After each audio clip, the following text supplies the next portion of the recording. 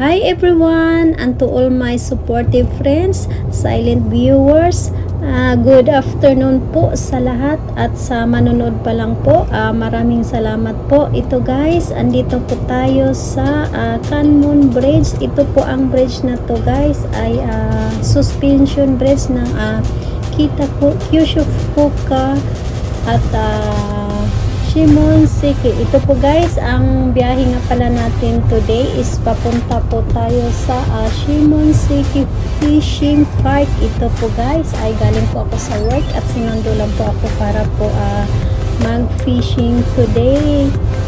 At siguro sa araw na to guys, dahil tatlo po kaming mamingwit today, so I'm sure marami kaming mabingwit na isda. Ayan po guys, tingnan na lang natin mamaya kung gaano po kadami ang mabingwit natin na isda. Ayan po guys, samahan nyo po ako sa aking vlog today na mag-fishing uli. Tara, let's go guys, tuloy-tuloy lang po tayo sa ating biyahe.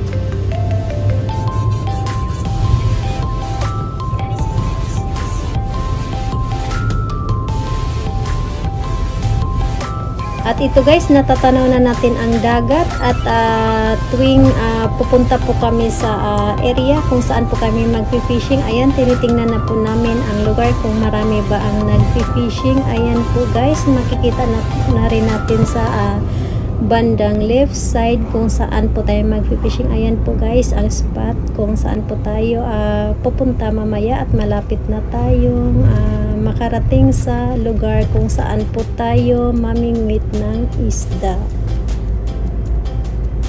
At ayan po guys, matatanaw po natin na hindi po mahangin sa ngayon. Sana tuloy-tuloy po at maganda po ang panahon. Ayan po, siguro marami tayong mabingwit mamaya. At ito na po tayo. Dito na po tayo sa lugar kung saan po tayo mamingwit guys. Ito po ang Shimonoseki Fishing Park. At ayan po guys ang mga pamingwit kung saan pwede po magrenta dito. At ito guys, tuloy-tuloy na po tayo. At ito guys, i-ready na natin ang ating fishing rod at ipapakain natin sa mga isda. Ayan po guys, maliliit na hipon, imimix lang po. At yan po guys, ang gagamitin natin sa ating sabiki fishing. Ayan po guys, imimix muna natin yan.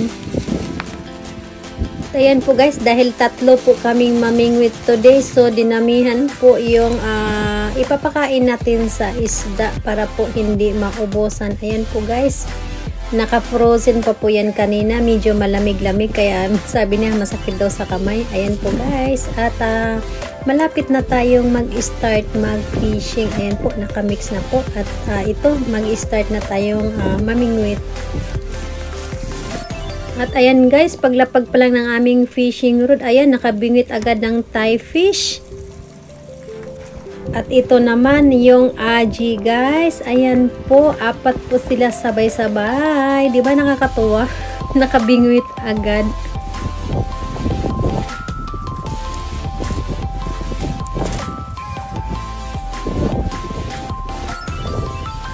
At ito guys, within 22 minutes, ayan na po guys, lahat ng nahuli namin na isda. Ayan po, madami na po yan.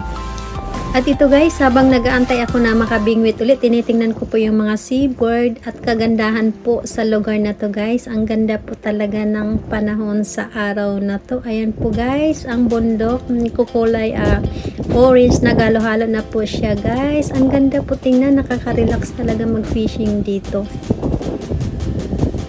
At ito guys, may nahuli tayo. Hindi man siya kalakihan, pero masarap po ang isda na to. Pwede na rin to guys. So, ikikip natin to.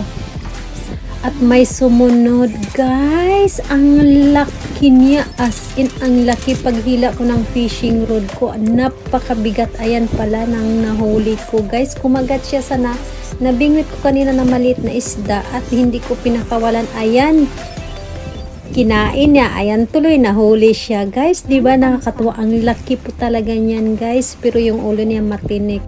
At need time guys para matanggal po yung fishing hook na sa baba po niya, nasa ilalim. So kailangan po ng time para until matanggal po yung hook. At ito guys, while nagantay ako hanggang makabingwit uli, so nilagay ko muna ang aking fishing rod at nakatingin ako dito sa magandang sunset. Ayan po guys, ang kagandahan po sa lugar na to. Tuwing hapon makikita po natin ang napakagandang sunset po dito sa Shimonoseki Fishing Park.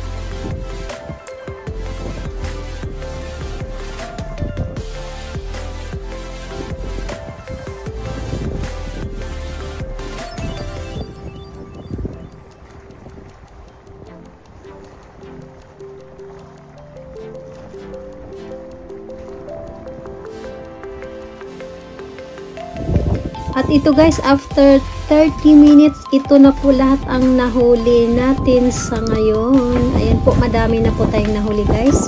At ito guys, maliwanag pa rin sa oras na to. At ang oras ngayon is 5:53 na po ng hapon. At yan po, magdilim na po guys. At antayin natin ang oras para po sa agitan. At ito na po guys, hindi ko na po na-videohan since ayan po guys, sa dami nating nahuli kaya hindi ko na po na-videohan isa-isa. Ayan po guys, ang dami na nating nahuli. Ayan po.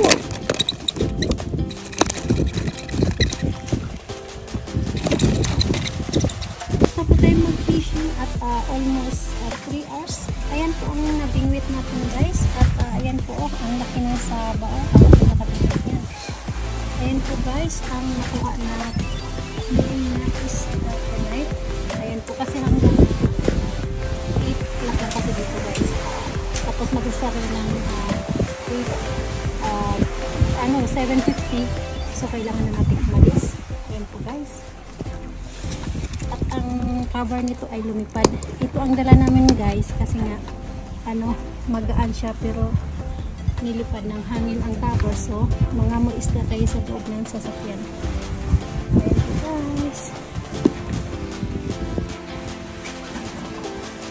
Ang bigat. Ayan. Sobrang bigat. Laki ng saba guys.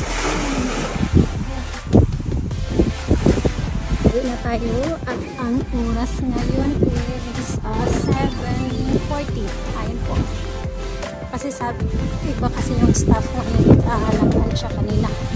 Parang nakamahit na sabi, kailangan 7:50. Ando na daw kami. Kasi 8 hanggang 8 na nga. Ayan. At ngayon, madami nating nakapit guys kasi patulong kami. Patulong kami na kami siya.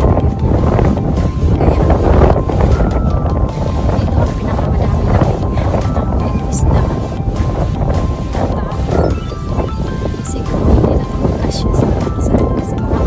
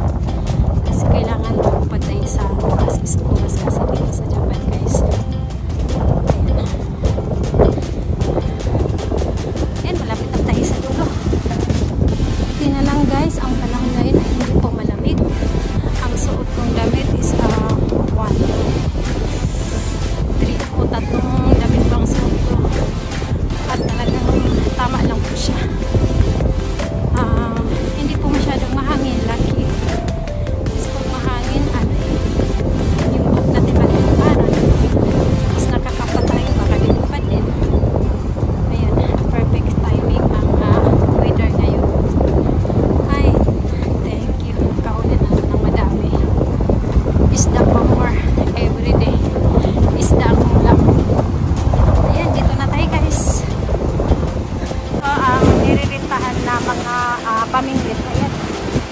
Ayan. Tayo sa dulo guys. So dito na po tayo sa sasakyan guys. Since lumipad yung takip ng ating styrofoam, kailangan po natin lagyan ng kahit cellophane lang po para matakpan konti kasi mangangamoy po sa loob ng sasakyan. Ayan po guys, nilipad po kasi sa hangin yung takip. At kailangan natin takpan para hindi po tayo mangamoy isda sa loob ng sasakyan.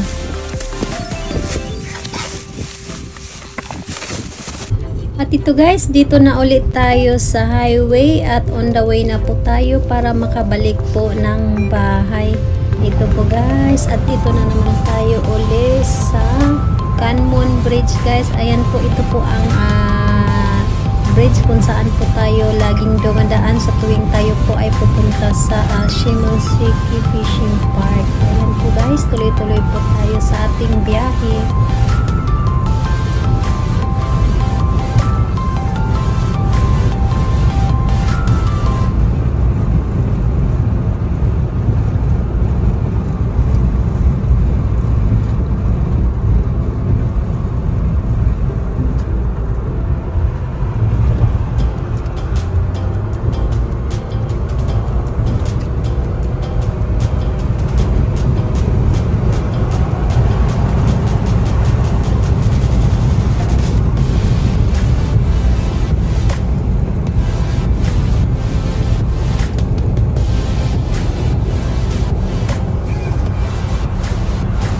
At ito guys, nakabalik na po tayo ng Fukuoka at may dadaanan lang po tayo para kakain po tayo ng dinner. Ito po guys, kain po tayo before tayo uwi ng bahay dahil walang pagkain doon. So kailangan natin kumain before tayo uuwi ng bahay. Ito guys, kain po tayo.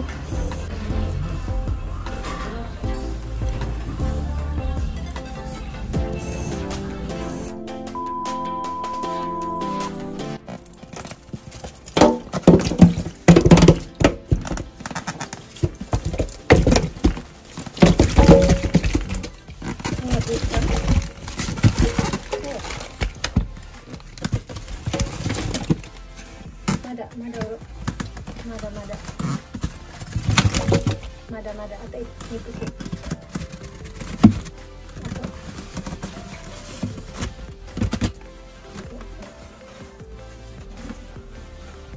Ito na po yung nahuli natin tonight na isda guys. Ayan po, napakadami. Ayan, bibilangin ko kung ilang piraso ang nahuli natin. Ito pa lang nahuli namin guys sa almost 3 hours mahigit po. Tatlo po kami nag-fishing at ito po yung nahuli namin lahat. At ito guys, yung nahuli ko kasi nakabimit ako ng maliit na isda, ay ito naman siya ay kumagat. Ayan, nahuli tuloy siya. Ay, grabe palang ulo nito, matulis.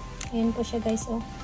Ayan, tapos ibilangin ko kung ilan to lahat guys. Tapos ko na po nabilang lahat at total of 117 po lahat guys, kasi po itong saba is nasa 7 piraso ito po guys. So ang saba, ayan. Tapos yung aji naman is nasa 100 po, kasi itong mga Thai fish, ayan po. Ganito po kadami ang nakuha namin tonight guys. Ayan. At mag-i-start na po akong maglinis. Ayan po guys, fish from the sea. Ayan po guys, sa lahat po nanonood ng aking video tonight. At sana hindi kayo magsawa sa aking premiere na ito laging fishing at mga isda ang ma-share ko sa inyo guys. Magpapasalamat nga ako at sana hindi kayo magsawa sa aking premiere. At maraming salamat po sa inyo guys sa laging pag-support ng aking mga video. Ayan po guys. Maraming salamat po sa panonood at thank you for watching everyone, and see you in my next vlog. Ayan po si Saba guys, ang laki po. Ayan, maraming salamat po guys.